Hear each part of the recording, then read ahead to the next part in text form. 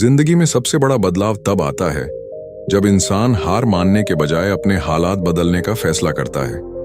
रास्ते हमेशा तैयार नहीं होते, लेकिन हिम्मत करने वाले अपना रास्ता खुद बना लेते हैं। अरुण नाम का एक युवक था जिसकी जिंदगी पिछले 2 सालों से बिखरी हुई थी। नौकरी छूट चुकी थी, रिश्तों में खटास आ गई थी और सबसे बड़ी बात, उसे अपने ऊपर से भरोसा उठने लगा था। हर सुबह वह ये सोचकर उठता कि आज कुछ अच्छा होगा, लेकिन हर शाम उसे एक नई निराशा मिलती। धीरे धीरे उसके अंदर जीने की चमक खत्म होने लगी। एक दिन वह शहर के पुराने बस स्टैंड पर बैठा था। पास से लोग हंसते, बात करते, भागते भागते गुजर रहे थे। उसे लगा कि दुनिया आगे बढ़ रही है और वह कहीं पीछे छूट चुका है। ठीक उसी समय उसके पास एक बुजुर्ग फेरी वाला आया। फटे पुराने बैग में कुछ खिलौने थे। उसकी उम्र ज्यादा थी, पर आंखों में अजीब सी चमक थी।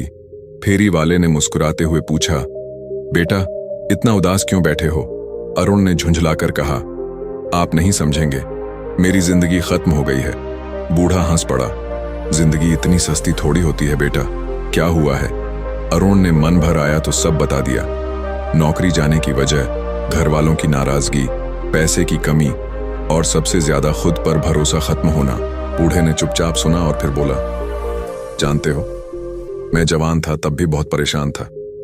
मेरे पास पैसे नहीं थे, रिश्तेदारों ने मुड़कर नहीं देखा, लेकिन एक बात मैंने कभी नहीं छोड़ी, कोशिश। और अब? अरुण ने पूछा। अब? बूढ़ा मुस्कुराया। अब मेरी उम्र हो गई है, पैरों में दर्द रहता है, पर मेरी कोशिश आज भी जिंदा है, क्योंकि मैंने सीखा है कि जब इंसान हार मान लेता है तभी उसकी असली हार होती है। बूढ़े ने अपने बैग से एक छोटी सी लकड़ी की कार निकाली और अरुण के हाथ में रख दी। इसका क्या करूं? अरुण ने पूछा। वृद्ध ने कहा, यह मैंने खुद बनाई है।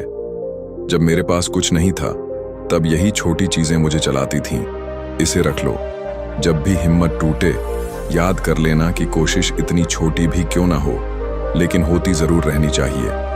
अरुण ने पहली बार महसूस किया कि कोई उसकी बात समझ रहा है।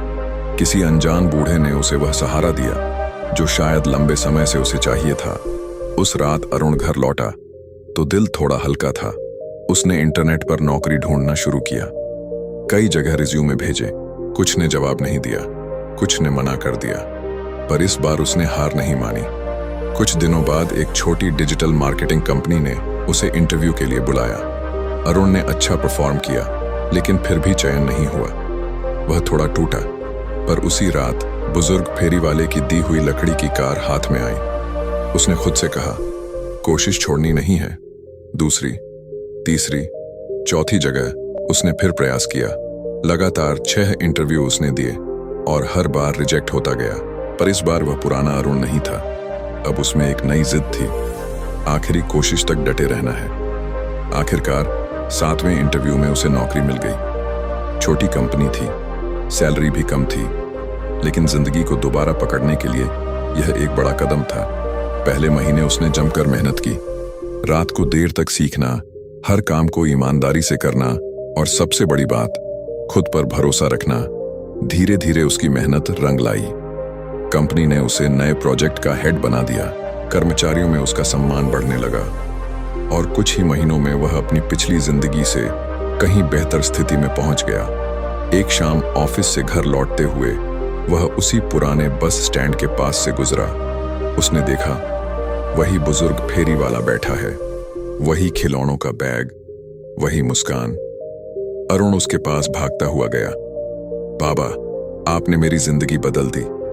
बूढ़े ने कहा, नहीं बेटा, मैंने नहीं, मैंने तो सिर्फ तुम्हें याद दिलाया था कि तुम अब भी कोशिश कर सकते हो।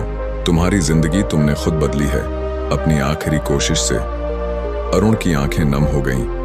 उसने फेरी वाले के पैरों को छुआ और बोला, अगर उस दिन आप नहीं मिलते तो शायद मैं फिर उठ नहीं पाता। फेरी वाले ने उसके कंधे पर हाथ रखा। बेटा, दुनिया में सबसे बड़ी शक्ति है टूटा हुआ इंसान जो फिर से खड़ा हो जाता है, और तुमने वह कर दिखाया। उस दिन के बाद अरुण ने तय कर लिया कि वह भी दूसरों के लिए वही करेगा जो उस बूढ़े ने उसके लिए किया। उम्मीद बांटना। हम सबकी जिंदगी में एक मोड़ ऐसा जरूर आता है जब लगता है कि अब कुछ नहीं बचा, लेकिन याद रखना, अगर हिम्मत बाकी है तो उम्मीद कभी खत्म नहीं होती।